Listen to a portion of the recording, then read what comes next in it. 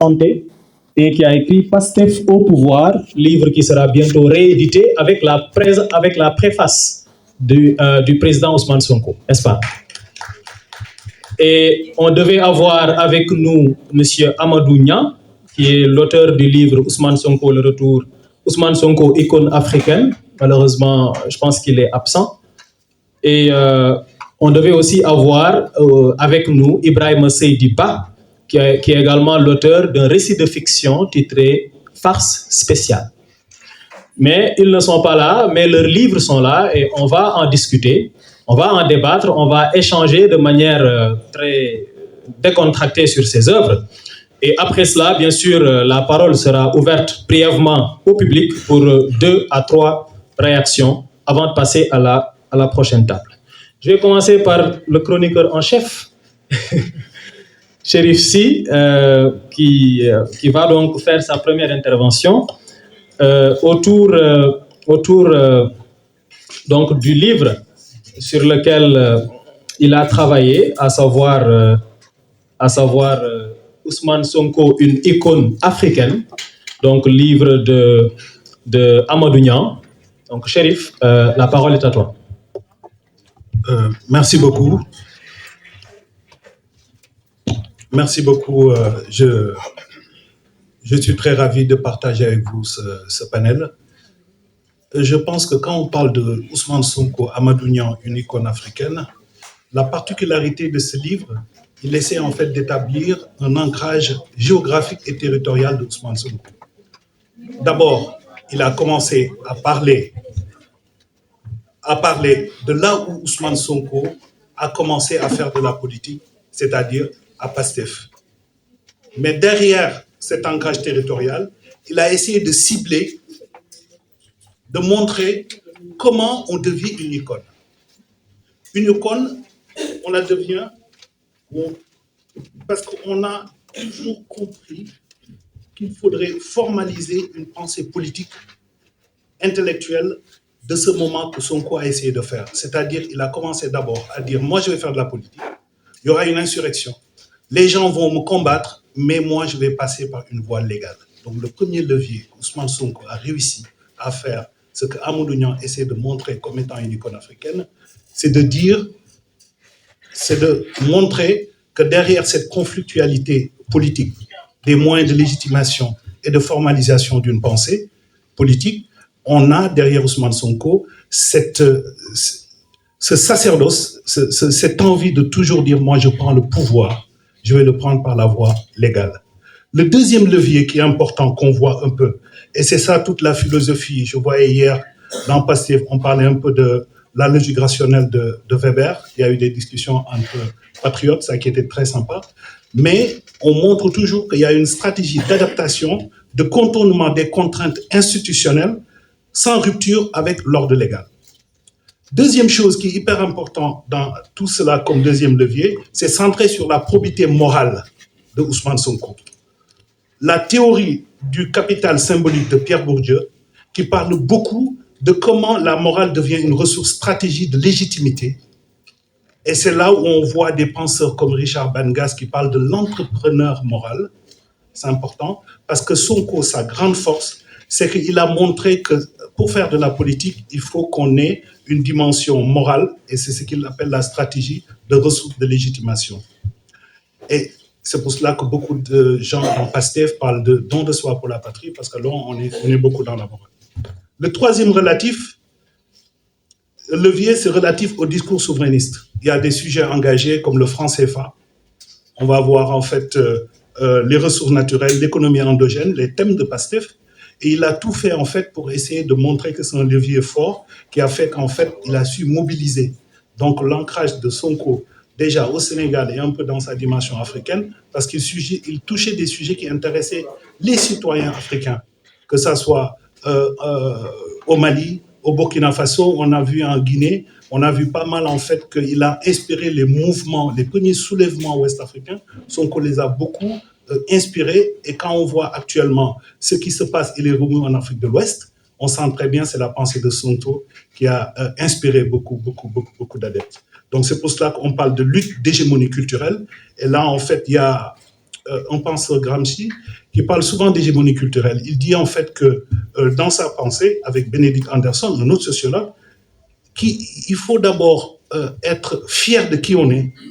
Pour pouvoir parler de système, il faut que les gens aient une appropriation culturelle de certaines luttes. Donc, c'est des ressources symboliques. C'est pour cela qu'on parle beaucoup de l'école du parti à qui on a donné le nom Cheikh Anta Diop. Donc, en fait, c'est des symboles comme ça, en fait, qui ont fait qu'à un moment donné, il a été il a eu une position centrale de cette lutte. Et juste pour faire un quatrième levier qui est important dans le livre de Amadou, c'est la proximité qu'il a avec le peuple et de l'engagement citoyen. Et là, on va un peu expliquer le phénomène Sonko. Il a essayé en fait de casser un trade-off politique, c'est-à-dire qu'il n'a plus besoin il a court-circuité les intermédiations sociales et politiques. Je donne un exemple. Moi, je fais de la politique dans le département de Podor. En général, il y avait certains leaders comme Cheikh Oumar Anne, comme Abdoulaye Daouda Diallo, qui avaient le levier politique. Mais ce que Sonko a réussi, il a cassé ces intermédiaires pour parler directement aux militants là-bas, dans le département de Podor. C'est pour cela que tout leader qui essaie à un moment donné d'aller parler aux militants, il dit ça, ouais, nous Sonko le top.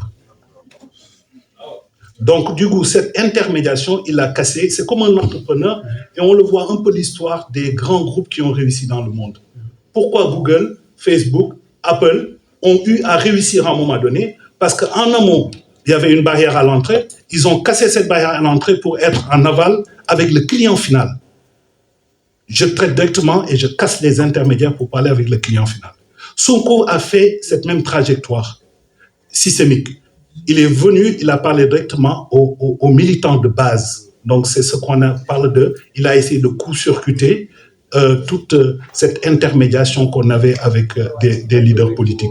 Et derrière tout cela, on va voir un cinquième et dernier levier qui est important, c'est le charisme d'Ousmane Sonko. Le charisme au sens de ce que j'expliquais, et quand on voit le débat actuellement dans le parti sur la personnification du leadership, mais quand on parle de révolution Torob, on pense à qui? Thierno Souleymane Baal. Quand on parle des Baïfal, on pense à qui? Quand on parle des Mourides, on pense à qui? Les Tijanes, les Layènes, etc. Et dans toute pensée Afrique du Sud, quand tu penses en fait la lutte, tu penses à Nelson Mandela. Pourquoi? Parce que le leadership est historique. Parce qu'il y avait des gens qui avaient incarné quelque chose de fort dans le temps, dans l'espace. Le général de Gaulle en France, ça a été le moteur de la lutte, entre guillemets, de la libération de la France. C'est pour ça que son leadership est historique. Actuellement, le leadership est éclaté. Il n'y a pas de grandes luttes actuellement dans le monde qui sont phagocytées par une doctrine. Donc, quand tu parles de la théorie des idées, et c'est là où le livre de Ousmane Nia parle d'icône africaine. Et pourquoi? Parce que dans l'icône africaine, c'est pas juste quelqu'un qui est en Afrique, c'est quelqu'un qui incarne un fondamentalisme assez fort et structuré sur moi. Je vais essayer, par exemple, de convaincre un militant. Je vais utiliser quoi comme arme pour convaincre le militant? Moi, je vais utiliser la ressource fondamentale. C'est pourquoi il parle d'éthique de la responsabilité. Avant, pour réussir en politique, on prend le pouvoir, les ismes, communisme, socialisme, on prend le pouvoir. Mais dès qu'on prend le pouvoir, il y a toujours quelque chose, une fois au pouvoir, les gens commencent à se déchirer. Pourquoi? Parce qu'ils ont mis en avant la politique. Avant de venir, il y avait la morale. Et Sonko, pourquoi actuellement il y a la masse critique de Pastef sur Sonko? Parce que toujours derrière l'homme politique, il y a la morale. Qu'est-ce que je dois faire? Quels sont les sujets engagés? La digantek sénégalais, qu'est-ce que je dois faire ou pas faire? Donc du coup, là, le fleuve ou la rivière dont parlait Pape Moussa, moi je dirais en fait que Sonko est toujours en fait devant cette rivière, est en train de contrôler, et nous sommes comme des poissons. Et l'arrimage va être quelque chose d'exceptionnel. Merci. Merci beaucoup, Chérif, pour cette belle image et pour cette belle introduction aussi. La présentation des 5 leviers est très importante, mais on va surtout s'arrêter sur 2 d'entre eux.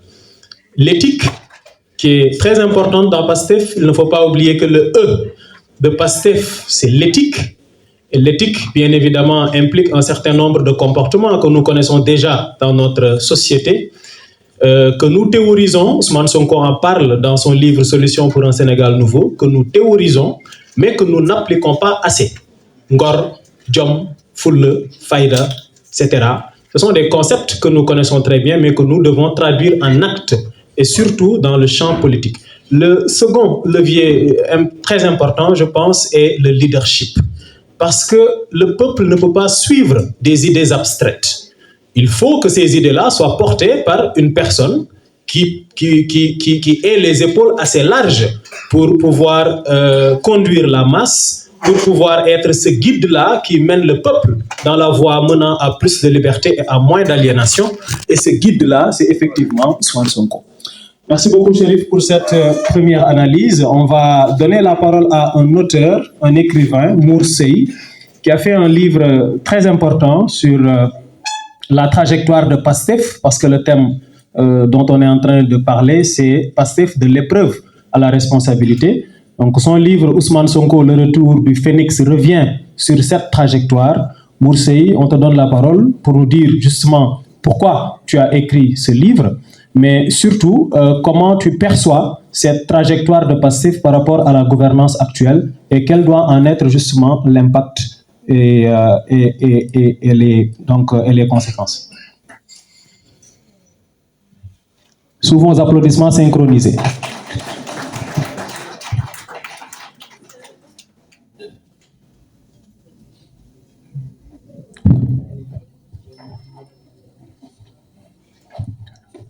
Merci beaucoup, Pamoussafi, qui est un frère de plume et un frère de parti. Et félicitations aussi pour ta nomination comme secrétaire national adjoint à la formation. Moi, je tiens à la formation du parti, c'est pourquoi je suis surtout là.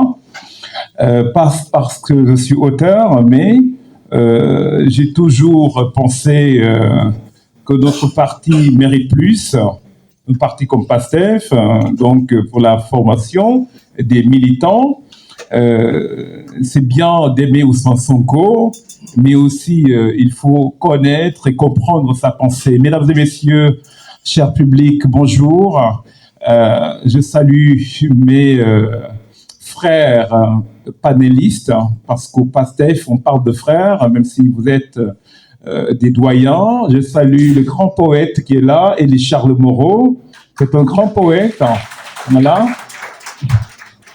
Et Pamoussa sait bien pourquoi je le salue, parce que nous sommes, voilà, dans notre milieu, les poètes. C'est un grand poète, un grand écrivain que j'ai beaucoup lu pour jubiler nos affres et autres textes. Voilà. Parler d'Ousmane Sonko et des livres. Avant de parler du livre, je tiens à vous féliciter, M. Ansou Sambou et Pape Moussafi, pour cette belle initiative. Le parti ne peut pas vous payer. C'est Ousmane Sonko qui devait être là. Je ne dirais pas malheureusement parce qu'il est au sud du pays, les chants religieux du marabout Ousmane Fonsou Boudian, et certainement, voilà, ce samedi-là, il devrait être à Ziguinchor auprès de sa mère, Merhadi Ngom. Alors, c'est un plaisir quand même. Merci pour cette belle initiative. Pourquoi j'ai écrit ce livre-là? Je dois répondre en lisant cet extrait du discours d'Albert Camus, grand écrivain français, quand il recevait son prix Nobel de littérature en 1957. Vous allez comprendre pourquoi on écrit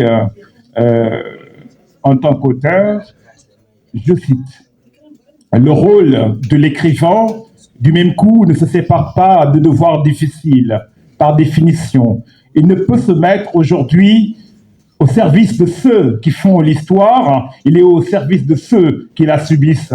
Ou sinon, le voici seul et privé de son art. Toutes les années de la tyrannie, avec leurs millions d'hommes, ne l'enlèveront pas à la solitude, mais surtout s'ils consentent à prendre leur pas. Mais le silence d'un prisonnier inconnu, abandonné aux humiliations à l'autre bout du monde, suffit à retirer l'écrivain de l'exil chaque fois du mois qu'il parvient au milieu des privilèges de la liberté à ne pas oublier ce silence et à les relayer pour le faire retentir par les moyens de l'art. Aucun de nous n'est assez grand pour une pareille vocation, mais dans toutes les circonstances de sa vie, obscure, ou provisoirement célèbre, jeté dans les fers de la tyrannie, ou libre pour un temps de s'exprimer, l'écrivain peut retrouver le sentiment d'une communauté vivante qui le justifiera à la seule condition qu'il accepte, autant qu'il peut, les deux charges qui font la grandeur de son métier, le service de la vérité et celui de la liberté. Fin de citation. Par Moussa, pourquoi j'ai écrit ce livre-là? Le doyen Chérif l'a dit tout à l'heure, c'est pour parler de nos leaders. C'était au mois de septembre 2023, à la fin donc du mois, alors qu'on s'apprêtait à récupérer les fiches de parrainage. Je savais bien sûr, j'avais le pressentiment que Sonko serait en quelque sorte empêché de participer à l'élection.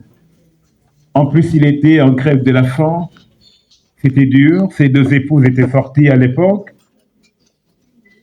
Nous sommes des musulmans, tout pouvait se passer, parce qu'il y a eu des leaders qui sont morts en prison, il faut dire la vérité, même si nous aimons beaucoup Sonko. Alors j'avais donc ce pressentiment que je devais, en tant qu'auteur, prendre ma responsabilité de tremper ma plume et d'écrire sur mon leader pour qu'il ne soit pas dans l'oubli.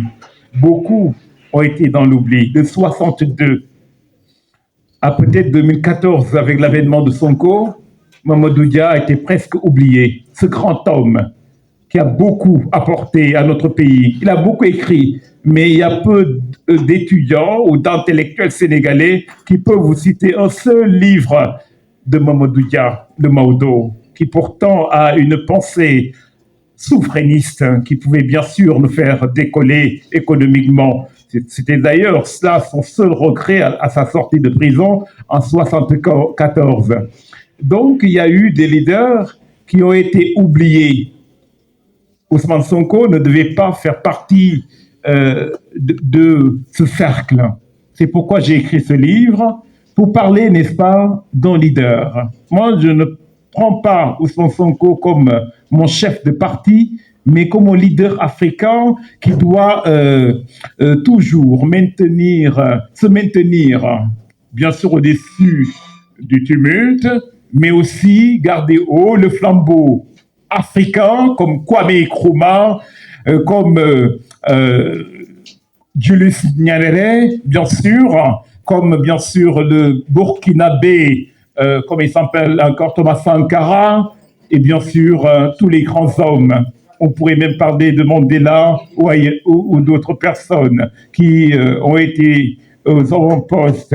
Ousmane Sonko, sénégalais, a réussi ce que les autres n'ont pas réussi. J'ai parlé bien sûr de Julius Nyerere, ancien président de la Tanzanie, qui pourtant avait mis les jalons du souverainisme africain, mais malheureusement, sous la pression internationale et bien sûr des clivages ethniques et autres, il a échoué. Nous avons Ousmane Sonko qui est arrivé au pouvoir, mais comment? De façon dure. C'est pourquoi j'appelle les patriotes à encore rester debout pour être les boucliers de Sonko. Être les boucliers de Sonko, c'est en fait être bouclier du Sénégal, le Sénégal qui doit être prospère et souverain. Sinon, ce qui se passe en ces derniers moments, ces petitesses politiques et politiciennes ne vont pas du tout arranger le Sénégal pour son développement. Vous savez bien que le développement de notre pays a toujours été gangrené par la corruption, la malgouvernance et par beaucoup d'autres mots comme le népotisme, la concussion. Ousmane Sonko est le gardien de la révolution, il a raison, comme il a dit à l'Assemblée nationale, gardien comme quelqu'un qui doit veiller au gré cette révolution qu'il a portée. Ousmane Sonko ne doit pas démissionner. Je ne fais pas partie des patriotes qui pensent qu'il doit démissionner. Non. Il doit être toujours là pour, excusez-moi, vous les grands conservateurs patriotes, pour protéger notre président de la République parce qu'il vit des moments durs. Et c'est notre président, c'est la première institution, on n'y peut rien du tout.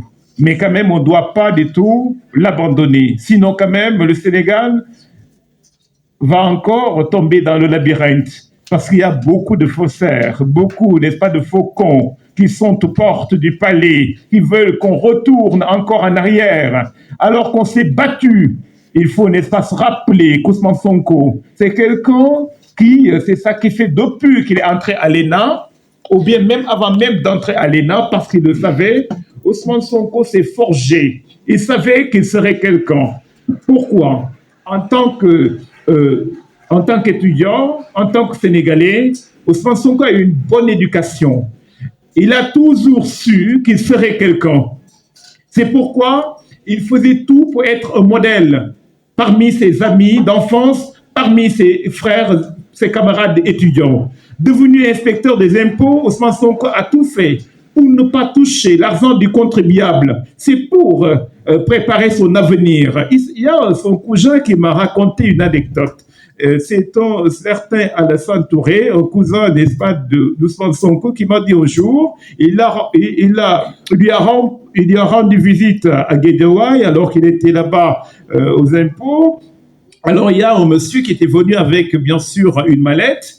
Ousmane Sonko, en tant que fonctionnaire, a déjà fait son boulot et puis maintenant, le gars lui donne quelques millions de francs CFA en guise de remerciement. Ça ne faisait pas partie du contrat. Sonko refuse alors que son cousin voulait acheter une voiture pour en faire, n'est-ce pas, un taxi. Sonko refuse. À la sortie du sieur, son frère, son cousin, s'est fâché contre lui en disant que, en fait, tu ne veux pas que je réussisse. Excusez-moi, comme au Sénégal, on dit que tu es méchant. Tu ne veux pas que je réussisse. Tu es là à respecter les impôts avec, n'est-ce pas, ta famille. Moi, je suis ton cousin, je viens pour que tu m'aides. Il y a, n'est-ce pas, la chance ici, et tu refuses. Sonko l'a retenu entre ses bras en lui disant, alors qu'à l'époque, il n'était même pas syndicaliste, il faut que je me prépare pour demain. On ne sait pas ce que l'avenir me dira. Et si demain, n'est-ce pas, je serai au responsable, on me rappellera ce que je recevais en pot de vin. Et quand même, je ne pourrai jamais hausser le temps pour donner des leçons de morale, des leçons d'éthique. Sonko l'a refusé. Il n'a jamais mangé un seul sou de détourné en tant qu'inspecteur des impôts. Il a créé, bien sûr, un syndicat pour toujours préparer son leadership. Ousmane Sonko est choisi à l'unanimité, presque, par ceux qui ont créé le parti. Bien sûr, il y a eu quelques réticents, pas parce qu'ils étaient contre Sonko, mais parce qu'ils avaient peur. Ce que Sonko a dit à Abbas Fall, quand, n'est-ce pas, ce dernier voulait entrer au parti, il lui a dit, il faut te préparer. Tu as une école, n'est-ce pas, de formation que tu gères. Prépare-toi à perdre, n'est-ce pas, ton école, tes biens, tes affaires. Prépare-toi à la prison. Prépare-toi aussi, prépare-toi à la prison, mais prépare-toi aussi à la mort. Abbas Fall a dit, je valide. C'est un grand patriote, Abbas Fall, le maire de Dakar. Merci beaucoup.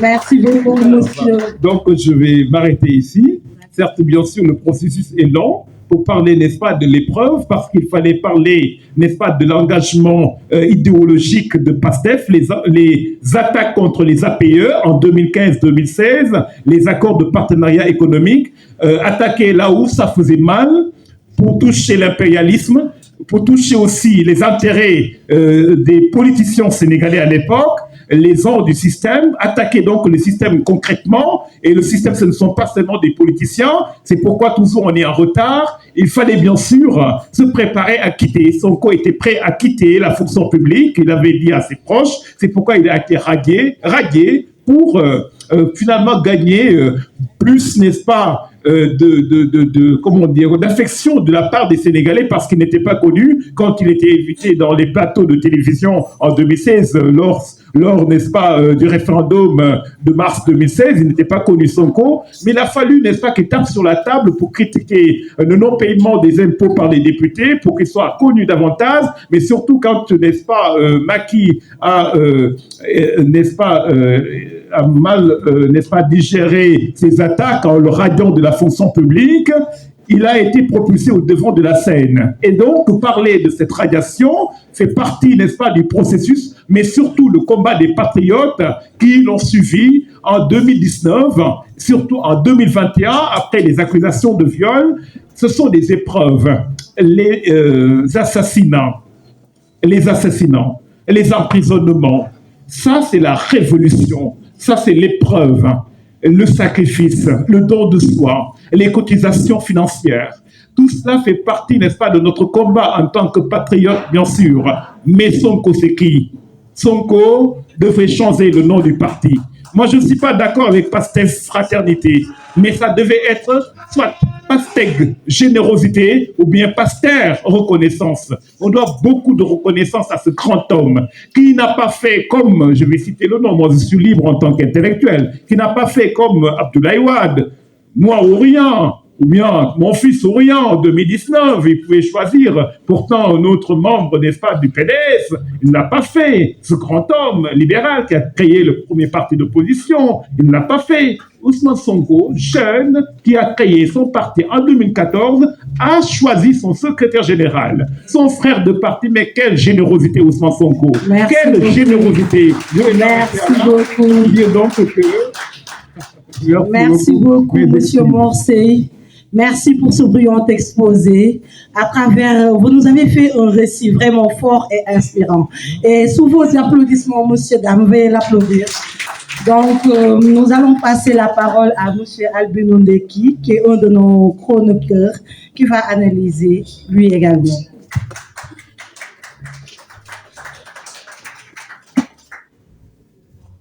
Merci beaucoup.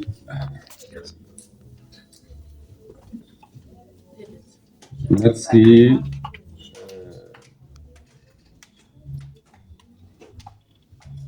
Il est difficile de prendre la parole après l'auteur du livre. Mais très sincèrement, quoique je l'ai reçu un peu tard, dès que j'ai commencé la première page, j'avais envie de continuer. Comme tu dirais que l'appétit vient en mangeant. Et je dois dire que je l'ai dévoré en 2 jours. Tellement que c'est un livre riche, et je le recommande à tout le monde, parce qu'il devrait être classé comme étant un livre d'histoire.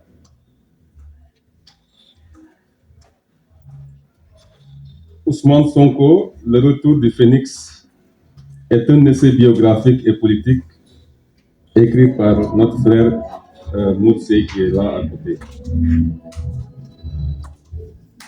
Cet ouvrage retrace le parcours d'un homme politique que nous connaissons tous, Ousmane Sonko, de 2014 à 2024.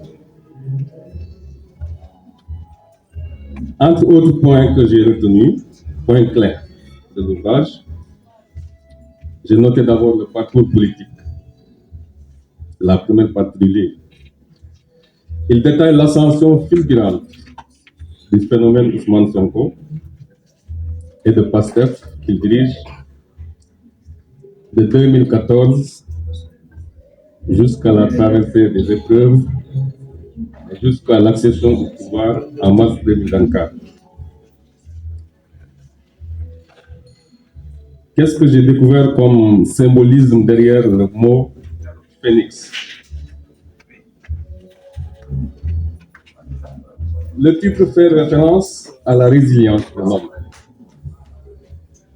l'homme politique, je dirais, malgré les poursuites judiciaires que nous avons, ou bien que nous avons tous vécu ou auxquelles nous avons assisté, je sais que dans la salle, il y en a parmi nous qui ont été victimes. Personnellement, je dis une chose qui va peut-être surprendre certains. Je devais être tué le même jour que François Mancabou, qui est un neveu. Sinon, je ne serais pas là aujourd'hui. Donc, nous devons remercier nos leaders.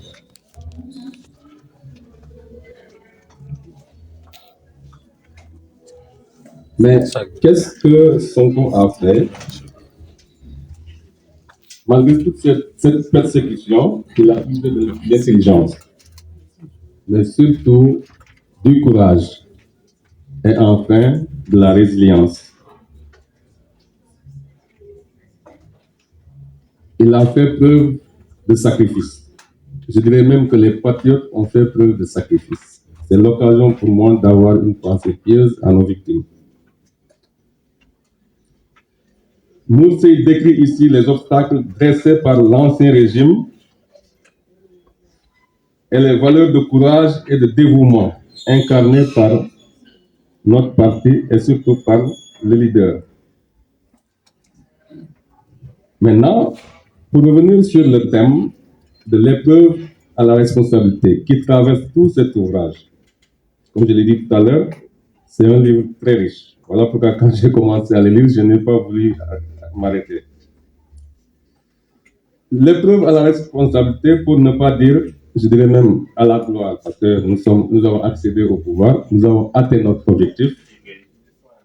Je mets le mot gloire entre guillemets, parce que les épreuves ne sont pas encore finies, représente dans une perspective religieuse ou spirituelle la transformation des difficultés passagères en une victoire. Elle peut être temporaire ou éternelle. Les épreuves ne sont pas une fin en soi, mais un moyen de façonner la foi, d'éprouver la patience et de manifester la gloire en Dieu. Appliqué à la politique, quelle pourrait en être la finalité aujourd'hui? Les souffrances de Pastef en politique ne sont rien comparables à la gloire espérée que les patriotes entrevoyaient dans le futur. D'ailleurs, c'est ce qui nous donnait la force. Sinon, on n'allait pas pouvoir tenir. Voilà pourquoi même si les patriotes souffraient physiquement, tout comme de l'intérieur, il y en a qui ont subi des tortures et autres, dans leur chair, leurs âmes, leur courage se renouvelait chaque jour à travers les défis auxquels ils faisaient face. Et ici, Moursi y est longuement revenu. Que fallait-il donc avoir face à ces épreuves-là? Il fallait avoir la confiance, ou même, je dirais, l'espérance. Ici, la confiance seule ne suffit pas. Il faut aussi avoir la foi, mais surtout l'espérance. Et c'est cette espérance qui nous a conduits à l'ascension au pouvoir en mars 2024. Mais maintenant que nous sommes au pouvoir, qu'est-ce qu'il faut faire? D'où le deuxième terme de la thématique, la responsabilité. Notre responsabilité en tant que tenant du pouvoir est l'obligation juridique et morale que nous avons de répondre de nos actes, d'en assumer les conséquences et de réparer les dommages causés à autrui. Elle, la responsabilité politique, implique la reconnaissance de nos actions et nos erreurs, parce que tout cela est fondamental pour maintenir la confiance que la société a placée en nous. Quand nous voyons, ou bien quand nous évaluons les 2 années que nous avons déjà passées au pouvoir, chacun de nous a une réponse à sa question. Est-ce que nous assumons la responsabilité que la population sénégalaise a placée en nous ou pas? Je laisse à chacun de répondre à cette question. Est-ce que nous sommes conscients du chemin parcouru avant d'arriver là où nous sommes aujourd'hui? vers la fin du livre, M. Sey a essayé d'esquisser cette question-là pour dire qu'il a déjà anticipé en se posant certaines questions qui trouvent leur réponse aujourd'hui. En résumé, M. Sey a bien lu ou bien s'est bien documenté sur l'homme ou bien le phénomène Ousmane Sonko pour pouvoir produire le document que nous avons ici devant nous. En attendant de revenir sur les débats, je m'arrête là pour le moment. Merci beaucoup. Oui.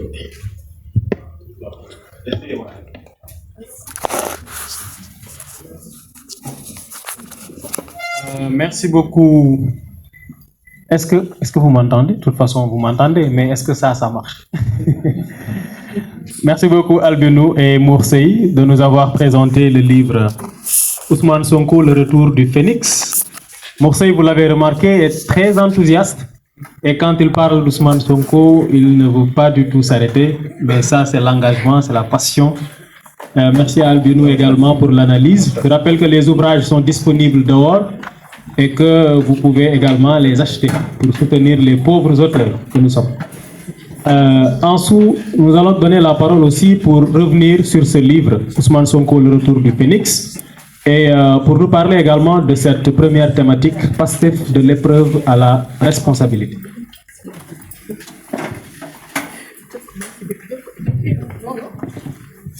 Merci beaucoup, Pape Moussassi. Je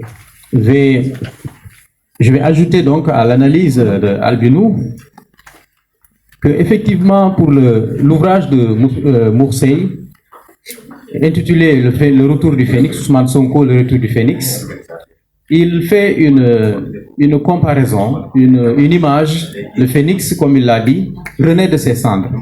C'est comme si Ousmane Sonko, après avoir été consumé par les flammes du système, après avoir été brisé, après avoir été étranglé, après avoir été enterré, a pu, comme par extraordinaire, renaître de ses cendres au bien milieu des flammes du système pour effectivement embarquer avec lui cette population, ce beau peuple qui est Pastef, mais surtout ce beau peuple, pour ne pas dire la belle nation qui était le Sénégal, l'emporter un peu dans ce parcours que Albinou a qualifié d'un parcours glorieux, mais également douloureux.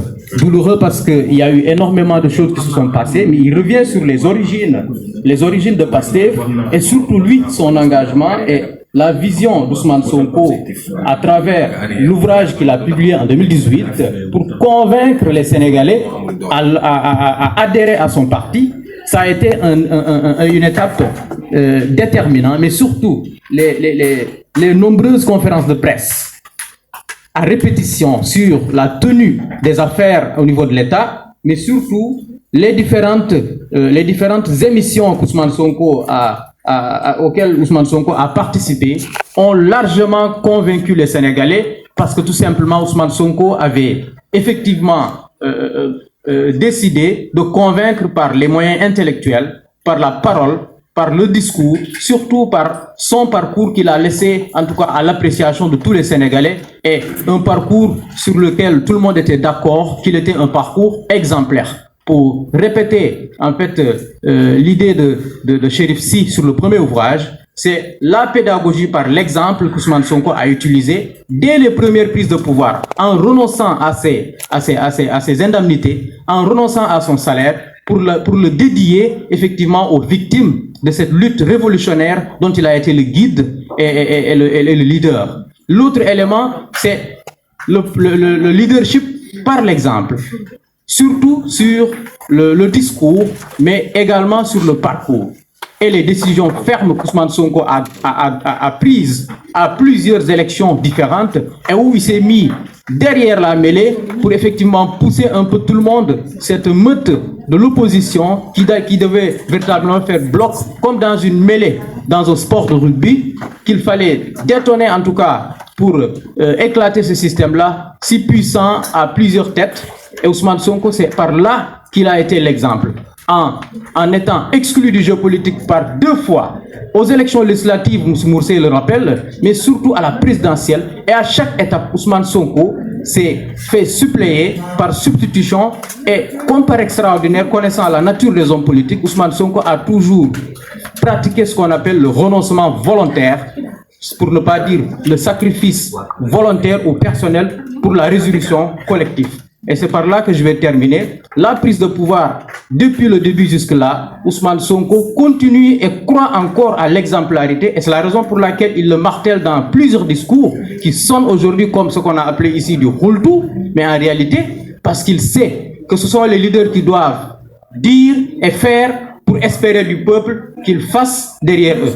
Pour lui, Ousmane Sonko, bien sûr, et Moursi le rappelle dans l'ouvrage, il faut un leader qui fait ce qu'il dit et qui dit ce qu'il fait. Merci beaucoup.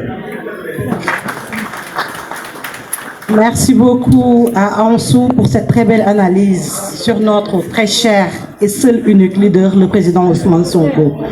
Je vais à présent passer la parole à Monsieur Cheikh Abdou Seye, auteur du livre Pastef au pouvoir, chronique des faits. La parole est à vous, Monsieur Seye.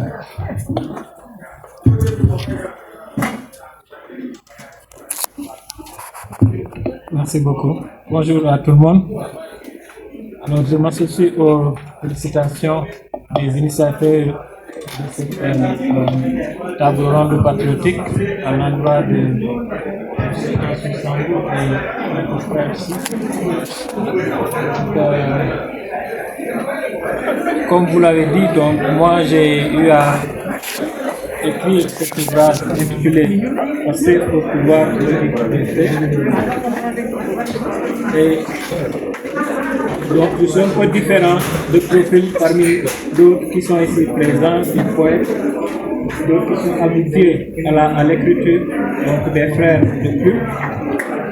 Moi, ma démarche est plutôt une démarche scientifique et qui nous impose tout le temps d'observer des choses, de formuler des hypothèses, de faire des analyses et de l'expérimentation pour en tirer des conclusions.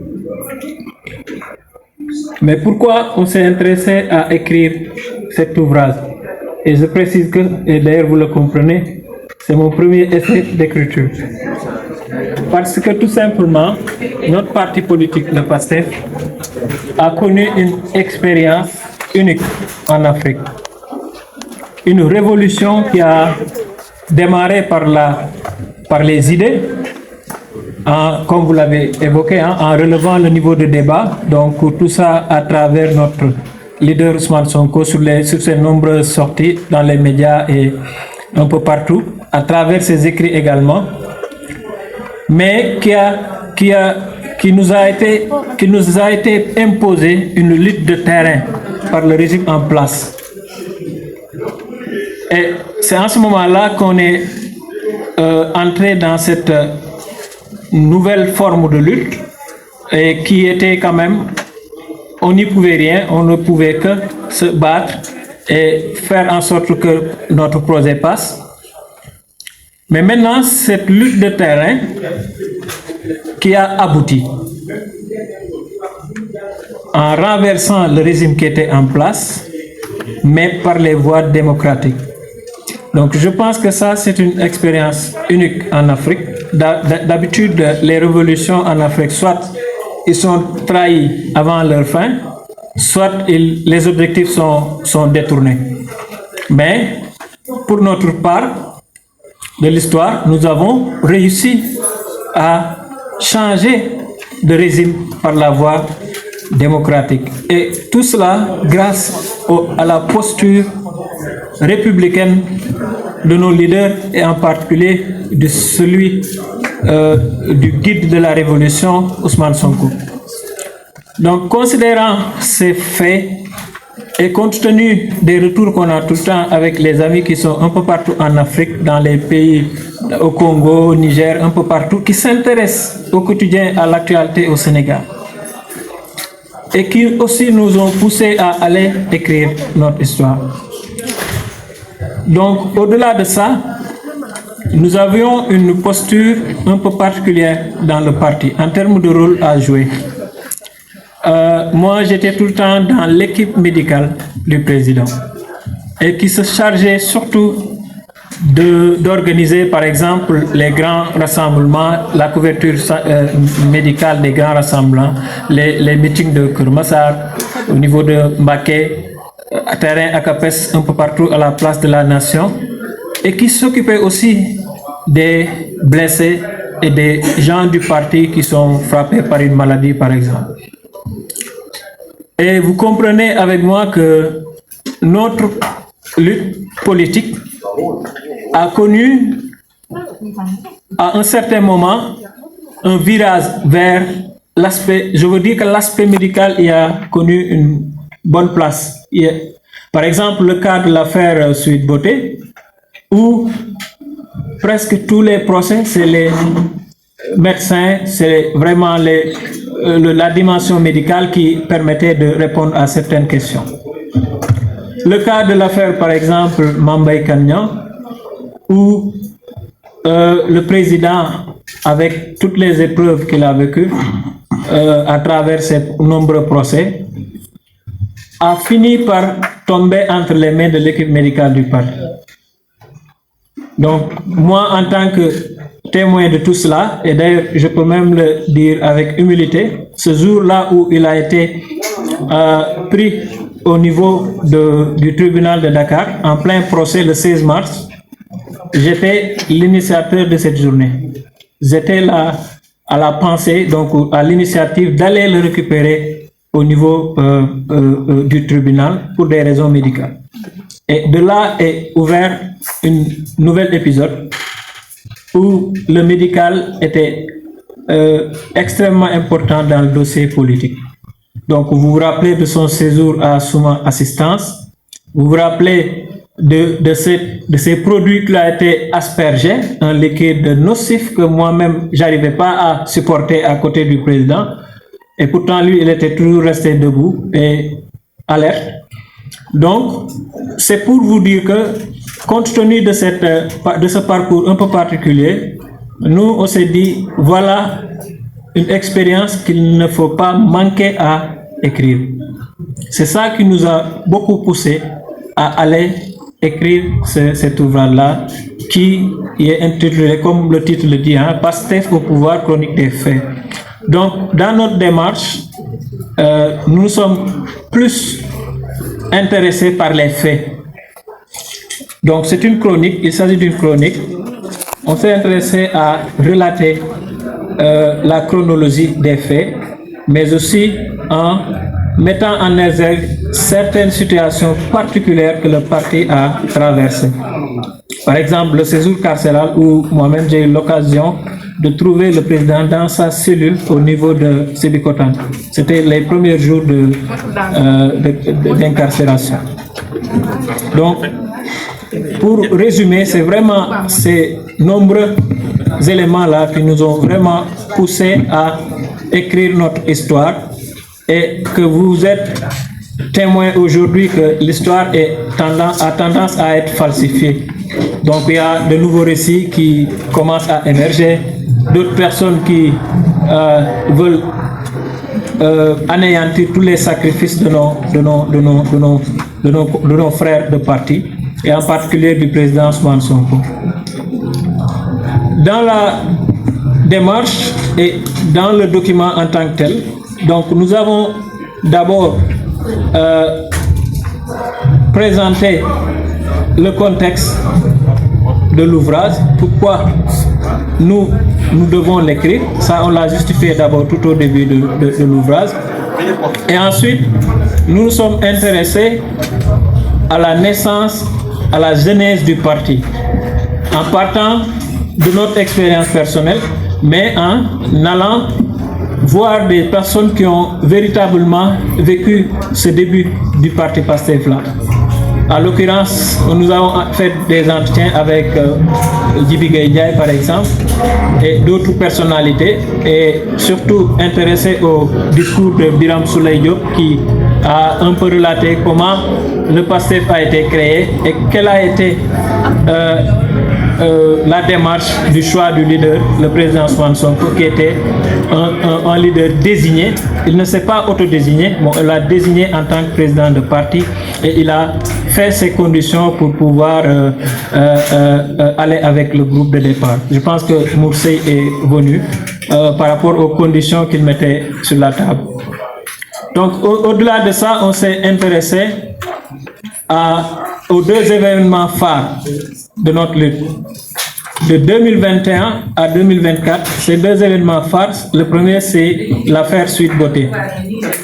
Ce procès de la discorde qui a été politiquement calculé pour faire tomber notre leader Ousmane Sonko afin de le rendre inéligible, afin de le rendre hors course vers la présidentielle.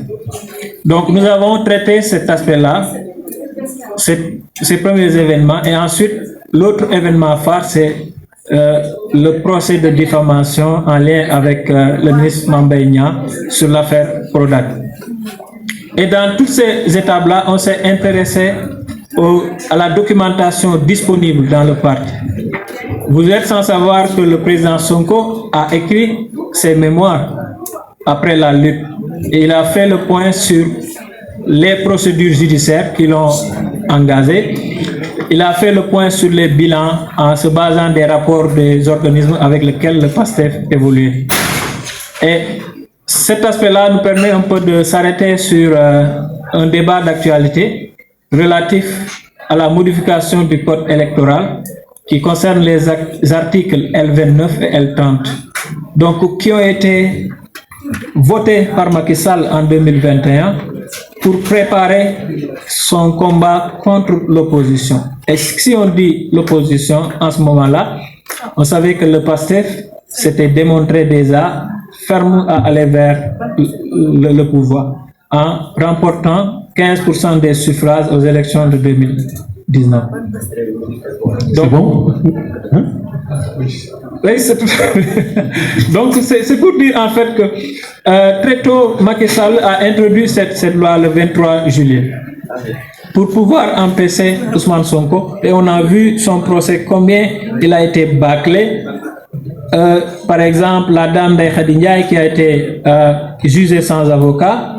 On peut se rappeler, par exemple, dans le deuxième procès où le président Ousmane Sonko a été condamné à 2 mois avec sursis et une amende de 200 000, mais qui ne satisfaisait pas le pouvoir en place.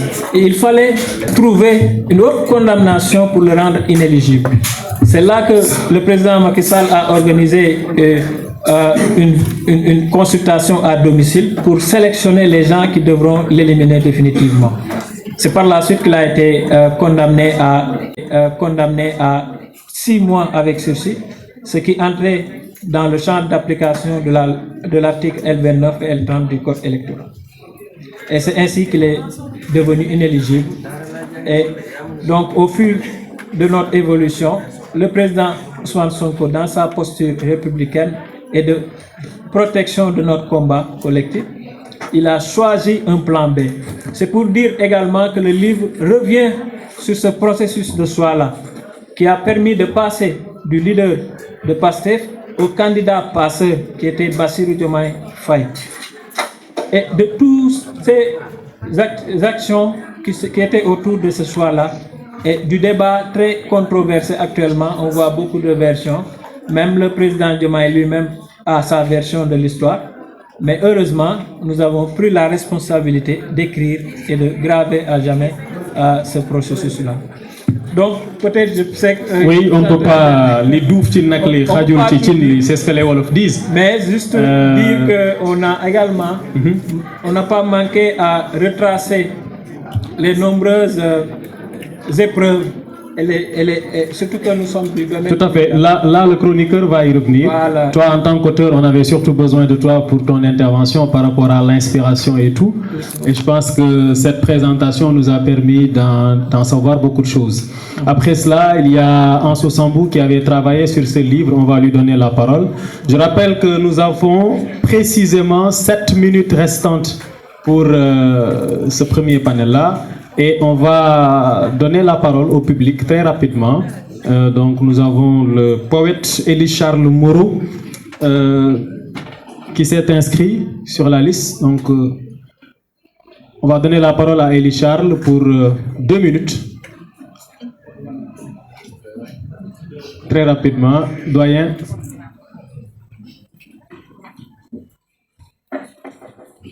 Sous vos applaudissements synchronisés, toujours.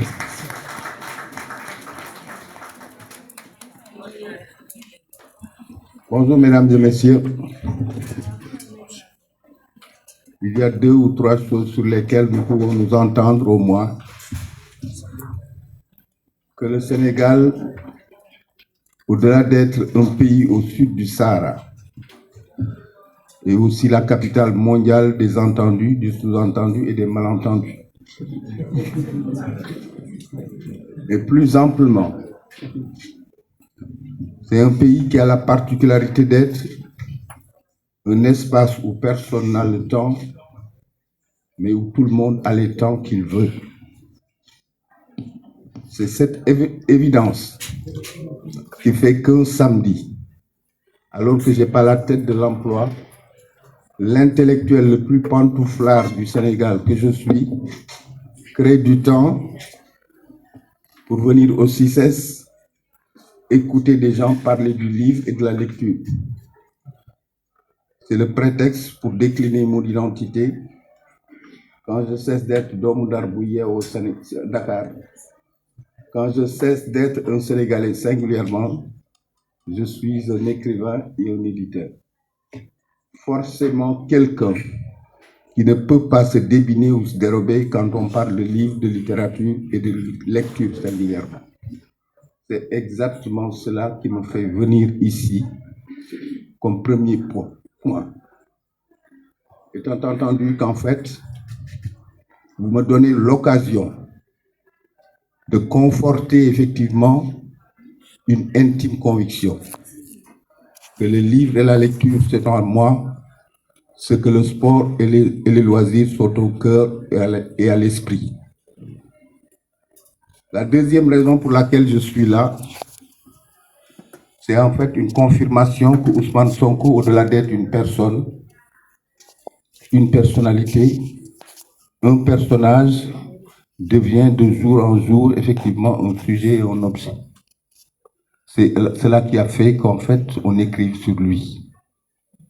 La troisième raison pour laquelle je suis là, c'est la nécessité, ou pour ne pas dire le prétexte qu'on m'a créé, de sortir de virtualité pour voir effectivement en chair et en os Moursey, Amadou Sow, Pamoussa et tous les autres effectivement. Mais la quatrième raison, effectivement, pour ne pas dire l'une des plus fondamentales aussi, c'est l'impératif dans lequel, effectivement, ceux-là qui ont initié cette table ronde se sont installés et inscrits pour réellement être ces passeurs de sensations et de visions qui doivent être, ne serait-ce que pour respecter, effectivement, ce que Ousmane Sonko n'arrête pas de dire. Il faudrait que le projet soit réapproprié par ceux-là qui sont les populations et qui doivent les faire passer.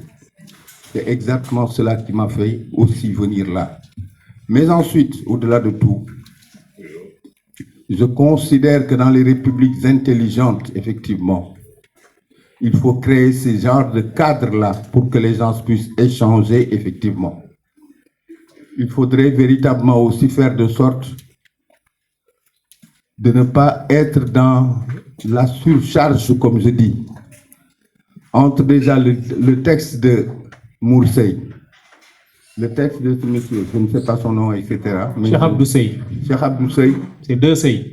Il y a à boire et à manger et à la limite aussi faire de sorte de sérieux pour qu'en fait, en une journée, on ne prenne pas en charge 1001 questions. Chaque livre, à la limite, présenté ici doit être une occasion et un prétexte, effectivement, pour faire de sorte qu'on fasse le tour des propriétaires, d'autant plus que les combats réels, effectivement, je le considère et c'est une intime conviction, les combats réels n'ont pas encore commencé parce qu'en fait, la souveraineté en elle-même, comme concept déjà, rien que la souveraineté déjà est un sujet majeur. Enfin, je suis venu ici parce que vous confortez effectivement ce que je n'arrête pas de dire depuis au moins une trentaine d'années. Il faudrait que les gens comprennent que l'édition, l'écriture est un domaine de souveraineté et qu'on a suffisamment passé notre temps à lire des choses que les gens, à la limite, écrivaient sur nous. Il faudrait qu'on se réapproprie notre histoire et raconte notre histoire comme on la voudrait, effectivement.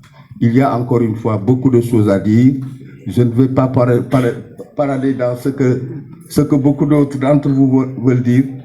Quand j'entends les gens parler de Ousmane Sonko, j'ai l'impression qu'en fait, on offre à des gens le dessert qu'ils veulent et qu'ils sont dans la perspective que le dessert ne finisse jamais. Je vous remercie. Merci beaucoup, doyen. On ne pouvait pas ne pas vous donner la parole. Voilà, donc, même si les 2 minutes peuvent être quelquefois très élastiques. Pour respecter la parité, on va donner la parole à Madame Eusebia Amélie Dabo.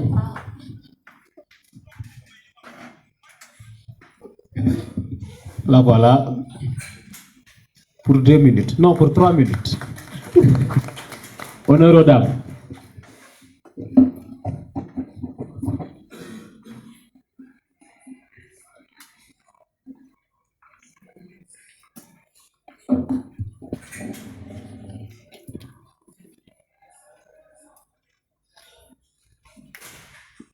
Bonjour à tous, bonjour au Présidium. Mon nom en politique c'est Amélie, la sœur de Sonko. Je suis membre du MOPAC, Mouvement des Patriotes d'Omu Djangobi, et j'ai beaucoup aimé l'assertion latine du professeur Alea Iacta Est. Parce que Dieu a fait que je suis prof de latin, grec et français, et afrithérapeute. Je travaille dans la médecine naturelle, professeur au lycée Ngalandou Diouf. Et à la suite de Alea Iacta Est, permettez-moi d'abord de dire à tous et à chacun, recevons la paix de Dieu, créateur du ciel et de la terre, et qui assure la stabilité des fondements spirituels de cette nation et qui préside aux destinées du Sénégal. Nous n'avons rien à craindre. Accrochons-nous à la prière. Donc, Alea Iacta Est, je peux ajouter et nemo officium suum defugiat quid pugnae. Je traduis, et personne ne doit dérober, quel que soit le combat. J'ai dit personne, la différence entre la personne et l'individu. À mon humble sens, un individu, c'est quiconque. Lorsqu'on divise, on redivise, on subdivise, vous m'excusez, je suis comédienne aussi sur TikTok, comédie professionnelle, avec ma sœur qui est là-bas. Levez-vous, Madame Bassène, voilà ma jumelle sur TikTok, riez, vous vivrez. Voilà.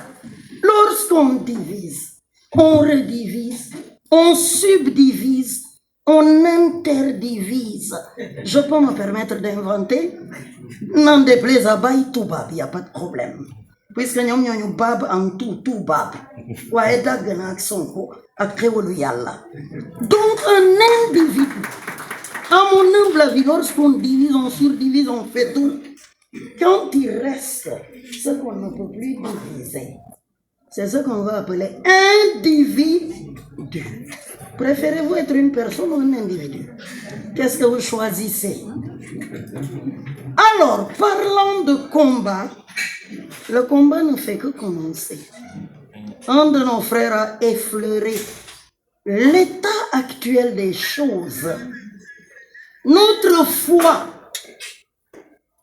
de croyants en tant qu'ambassadeurs des vertus, nous tous, ne nous permet pas de faire du garawale, du yakadar. Mais tout ce que nous savons, le combat entre la naissance, Ndjoudoute, et Soukurat, l'agonie, on ne peut pas se passer de combat. Un bébé inerte ne naît pas. Pour naître, il faut donner des coups de pain, des coups de poing et des coups de pied pour sortir. À l'agonie, je pense que l'être humain est fait pour le combat. Mais quel combat? Dans quel sens, ma sœur Maya? Vous en direz davantage, vous en savez mieux que moi. Alors, nous vous félicitons pour cette très belle initiative. Maintenant, comment rendre tout ce trésor accessible et digeste à ceux qui sont friands d'un Sénégal meilleur? Parce que je vous classe parmi les formateurs des formateurs. Je suis très émerveillée et ensemble avec ceux qui sont appelés à cela, parce qu'on va dire, on va essayer que ça arrive à la base par nos pauvres personnes. Et pour terminer, je voudrais dire que l'heure n'est plus à l'amusement. Voyez comme la révolution est secouée. Que chacun prenne son arme de croyant. Car nous n'avons pas à combattre contre des êtres de chair et de sang. Comme le dit la parole de Dieu, sinon on se trompe de cible. Ça ne fait que commencer. Ça va être plus dur que ça. Mais nous tiendrons par la grâce de Dieu, pour la gloire de Dieu et pour la stabilité de cette nation. Merci, fin de vie. Merci beaucoup, Madame Eusebia. Merci aussi pour la petite leçon de prononciation latine. Merci également pour l'éloquence et la pertinence. Voilà, donc nous voilà au terme de cette première table qui portait sur PASTEF de l'épreuve à la responsabilité. Je pense que les principales leçons à en tirer suite à la présentation des ouvrages Ousmane Sonko, le retour du phénix de Moursey, PASTEF au pouvoir de Cheikh Abdou Seye et Ousmane Sonko, une icône africaine de Amadou Niang, c'est que les épreuves vécues par PASTEF d'abord ne doivent pas être oubliées. On doit l'inscrire dans la mémoire du parti et ça doit être comme une boussole qui nous permet de définir notre trajectoire une fois au pouvoir. Je prends souvent référence au Parti communiste chinois et quand vous allez en Chine, vous verrez qu'il y a le grand musée du PCC qui retrace toute l'histoire du parti, des combats effectués par Mao jusqu'à maintenant.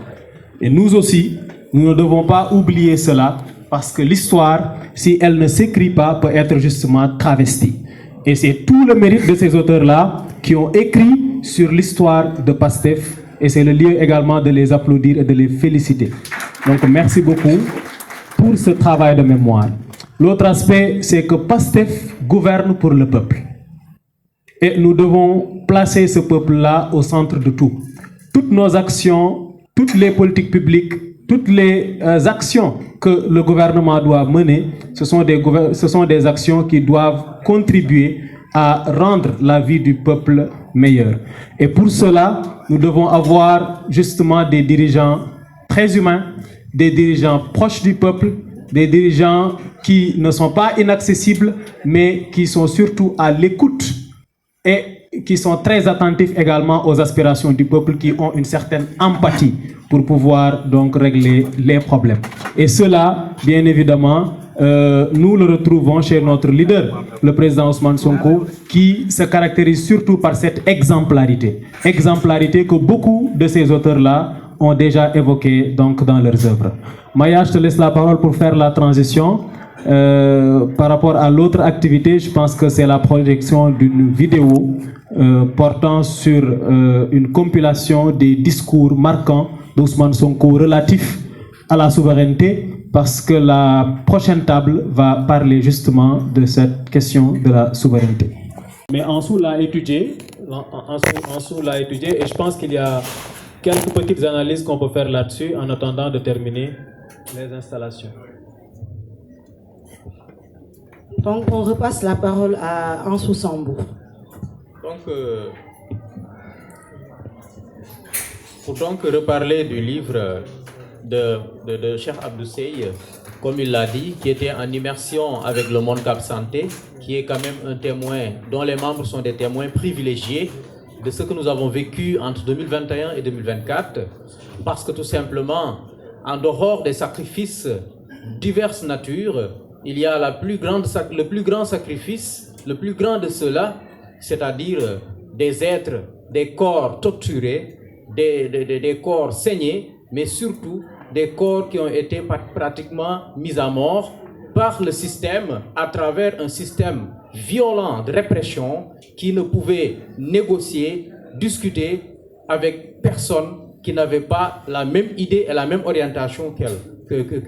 Donc, c'est par cette analyse-là, c'est par ces mots-là que je vais entrer donc dans l'ouvrage pour dire que ce livre est un livre documentaire. Pourquoi documentaire? Parce que c'est un livre et où l'auteur a fait l'effort qu'à chaque fois que chaque partie racontée était illustrée par des images que nous n'ignorons pas. Soit des images tirées des réseaux sociaux ou des images qui ont été tirées donc des différentes plateformes du parti, mais surtout des journaux qui ont véritablement couvert ce parcours d'Ousmane Sonko et tout le périple qu'il a vécu. C'est un livre également, un livre de témoignage. Un livre de témoignage parce que tout simplement, Birame Souleye Diop, membre fondateur du parti, qui est administrateur général du parti, alors, a été invité dans cet ouvrage-là. Il en est de même pour des individus qui ont fait introduire Ousmane Sonko dans le cercle religieux de Diourbel, de Mbacké, de Touba, pour effectivement, vous le savez, que le système, aussi grand qu'il soit, il a été un système hermétique également, il faut le dire,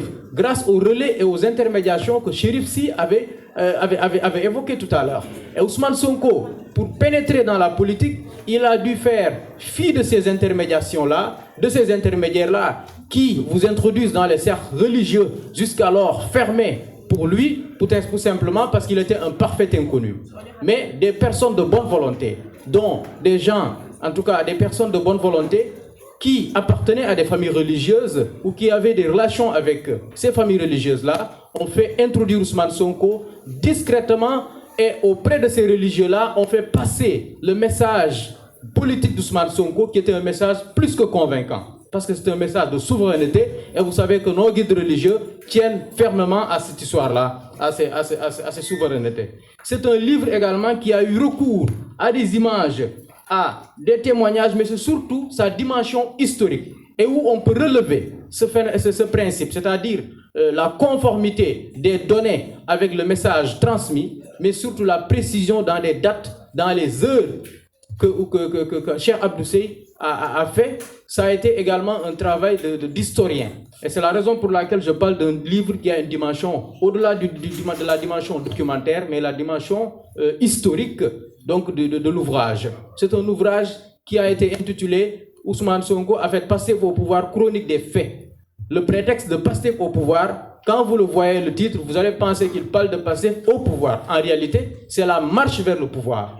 Et c'est là-bas où le livre rejoint celui de Cheikh Abdou Seye et où il a été donc relevé 3 à 4 étapes fondamentales que je vais citer. 2014, la création du parti. Je pense que l'archive qui a circulé sur les réseaux sociaux ces derniers jours a été quand même assez illustrateur parce qu'il n'y avait que 3 à 4 personnes autour de la table. Dans l'image qui a été diffusée dans les réseaux sociaux ces temps-ci pour annoncer, et c'était un reportage de journal télévisé, figurez-vous, on y aperçoit de jeunes pousses politiques dont Birame Souleye Diop, très amaigris, pourtant fonctionnaires, hauts fonctionnaires j'allais dire, très amaigris, qui ne laissaient rien voir en tout cas dans l'opulence ou peut-être dans le, comme on appelle encore, dans le gourou, etc. Et la deuxième étape, c'est la radiation d'Ousmane Sonko qui a quand même marqué une étape fondamentale et où le parti a pris une nouvelle dimension, mais surtout l'homme politique Ousmane Sonko. En 2017, c'est l'élection de la revanche. La revanche contre le système. Après avoir été radié, quelques mois plus tard, les Sénégalais l'ont recruté, lui ont donné un salaire, un véhicule, et puis lui ont donné la possibilité d'avoir une tribune extraordinaire qui est la tribune de l'Assemblée nationale et où il a fait passer l'essentiel de sa vision politique à travers les médias et les réseaux sociaux. Ce puissant média, ce puissant relais d'Internet qui a permis à Ousmane Sonko de parler à tout le monde. Et à cette étape-là, il faut relever également l'introduction massive, répétée, de la langue nationale qui est le Wolof dans les communications d'Ousmane Sonko, ce qui n'était pas le cas pour les leaders politiques d'alors. Ousmane Sonko, il faut le dire, a révolutionné le système politique sénégalais, a obligé ses collègues, acteurs politiques, à parler le Wolof plutôt que le français. La troisième étape, pour ne pas dire la quatrième étape, 2019, la participation à l'élection présidentielle. L'élection présidentielle est où il a fait montre de quelque chose d'extraordinaire, un exploit, j'allais dire, qui a failli donc renverser le système avec 15% de l'électorat derrière de gros talents, en tout cas de gros individus comme Idrissa Seck et Macky Sall. On peut y relever également 2020, pour la dernière étape, son audience au palais, qui a été quand même une étape de doute, qui a un peu vacillé la ligne directrice d'Ousmane Sonko, mais Ousmane Sonko a tenu à clarifier tout à la sortie du palais pour donner donc sa vision de ce qui doit être la gestion de la Covid-19 et tout ce qu'il avait prédit en termes de manque de sérieux, de suivi, d'évaluation des dépenses publiques en rapport avec la gestion de cette Covid-19, mais surtout l'essentiel des ressources qui devaient retourner vers la population et en direction de la santé a été détourné pour d'autres fins. Et nous avons vu, en tout cas, le rapport de la Cour des comptes qui venait en tout cas conforter Ousmane Sonko dans ses craintes et dans ce qu'il avait donné comme prévision. Voilà, mesdames et messieurs, ce que je voulais ajouter sur le livre de Cheikh Abdou Seye, qui est un livre formidable, qui nous replace, en tout cas, qui inscrit dans l'histoire et dans la mémoire collective le parcours qui a été, le parcours, j'allais dire, élogieux, historique, héroïque dans la mémoire collective donc du peuple sénégalais. Merci beaucoup.